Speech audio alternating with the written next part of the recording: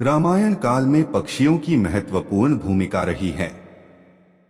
एक और जहां कौए के आकार के काक भुशुंडी की चर्चा मिलती है, तो दूसरी ओर देव पक्षी गरुड़ और अरुण का उल्लेख भी मिलता है। गरुड़ ने ही श्री राम को नागपाश मुक्त कराया था। इसके बाद संपाति और जटायु का विशेष उल्लेख मिलता है। जटायु को श्री राम की राह में शहीद होने वाला पहला सैनिक माना जाता है। लोमश ऋषि के शाप के चलते काकभुशुंडी कौवा बन गए थे। लोमश ऋषि ने शाप से मुक्त होने के लिए उन्हें राम मंत्र और इच्छामृत्यु का वरदान दिया। कौवे के रूप में ही उन्होंने अपना संपूर्ण जीवन व्यतीत किया। वाल्मीकि से पहले ही काकभुशुंडी ने रामायण गरुड़ को सुना दी थी। इससे पूर्व हनुमान जी ने संपूर्ण रामायण पाठ लिखकर समुद्र में फेंक दी थी। वाल्मीकि श्री राम के समकालीन थे और उन्होंने रामायण तब लिखी जब रावण वध के बाद राम का राज्याभिषेक हो चुका था। खैर, आओ जानते हैं संपाति और जटायु के बारे में ऐसी बातें जो अपने अभी नहीं जानी होगी। उल्लेखनीय है कि रामायण में संपाति और जटायु को किसी पक्षी की तरह चित्रित नहीं किया गया है, लेकिन रामचरितमानस में यह भिन्न है। रामायण अनुसार जटायु गृधराज थे और वे ऋषि ताक्षर्य कश्यप और विनीता के पुत्र थे। गृधराज एक गिद्ध जैसे आकार का पर्वत था। जटायु के बारे में पहला रहस्य। संपाति और जटायु कौन थे? राम के काल में संपाति और जटायु नाम के दो गरुड़ थे। ये दोनों ही देव पक्षी अरुण के पुत्र थे।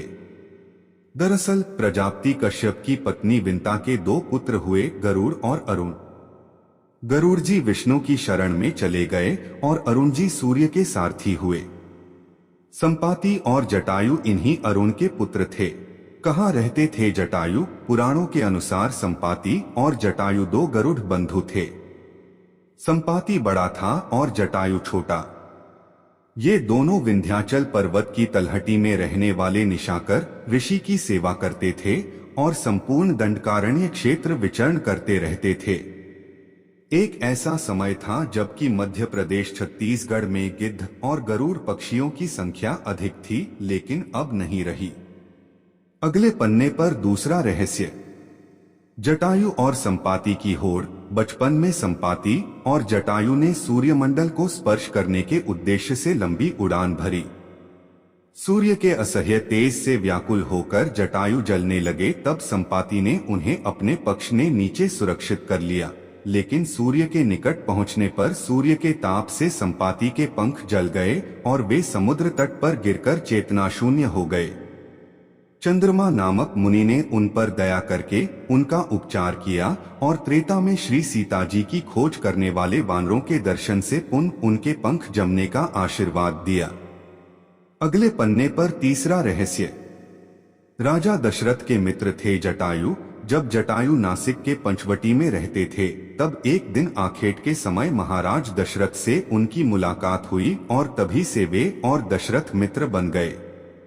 वनवास के समय जब भगवान श्री राम पंचवटी में पर्णकुटी बनाकर रहने लगे, तब पहली बार जटायु से उनका परिचय हुआ। अगले पन्ने पर चौथा रहस्य। जटायु का बलिदान। रावण जब सीताजी का हरण कर लेकर आकाश में उड़ गया, तब सीताजी का विलाप सुनकर जटायु ने रावण को रोकने का प्रयास किया, लेकिन अंत में रावण ने तलवार से उनके पंख काट डाले। जटायु मरणासन्न होकर भूमि पर गिर पड़े और रावण सीताजी को लेकर लंका की ओर चला गया। सीता की खोज करते हुए राम जब रास्ते से गुजर रहे थे, तो उन्हें घायल अवस्था में जटायु मिले।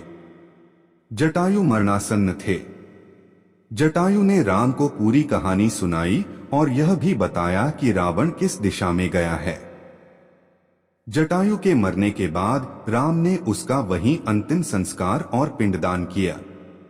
छत्तीसगढ़ के दंडकारण्य में जटायु का मंदिर है। मान्यता अनुसार यह वह स्थान है जब सीता का अपहरण कर रावण पुष्पक विमान से लंका जा रहा था, तो सबसे पहले जटायु ने ही रावण को रोका था। राम की राह में जटायु पहले शहीद थे।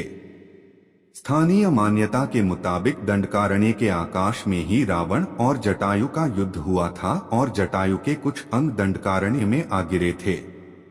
जटायु की राम से पहली मुलाकात पंचवटी, नासिक के पास हुई थी जहां वे रहते थे, लेकिन उनकी मृत्यु दंडकारण्य में हुई। अगले पन्ने पर 5वां रहस्य।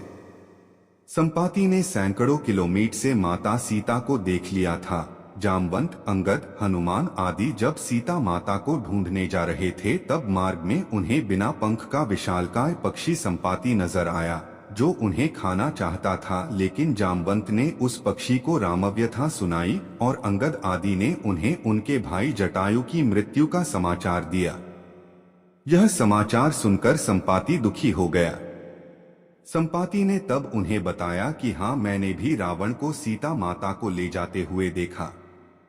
दरअसल जटायु के बाद रास्ते में संपाति के पुत्र सुपार्श्व ने सीता को ले जा रहे रावण को रोका था और उससे युद्ध के लिए तैयार हो गया, किंतु रावण उसके सामने गिड़गिड़ाने लगा और इस तरह वहां से बचकर निकल आया। हुआ यूं था कि पंख जल जाने के कारण संपाति उड़ने में असमर्थ था, इसलिए सुपार्श्व उनके लिए भोजन जुटाता था। एक शाम सुपार्श्व बिना भोजन लिए अपने पिता के पास पहुंचा तो भूखे संपाति ने मांस न लाने का कारण पूछा तो सुपार्श्व ने बतलाया, कोई काला राक्षस सुंदर नारी को लिए चला जा रहा था। वह स्त्री हा राम हा लक्ष्मण कहकर विलाप कर रही थी। यह देखने में मैं इतना उलझ गया कि मांस लाने का ध्यान नहीं रहा। अर्थात संपाति ने तब अंगद को रावण द्वारा सीताहरण की पुष्टि की। संपाति रावण से इसलिए नहीं लड़ सका क्योंकि वह बहुत कमजोर हो चला था, क्योंकि सूर्य के ताप से उनके पंख जल गए थे।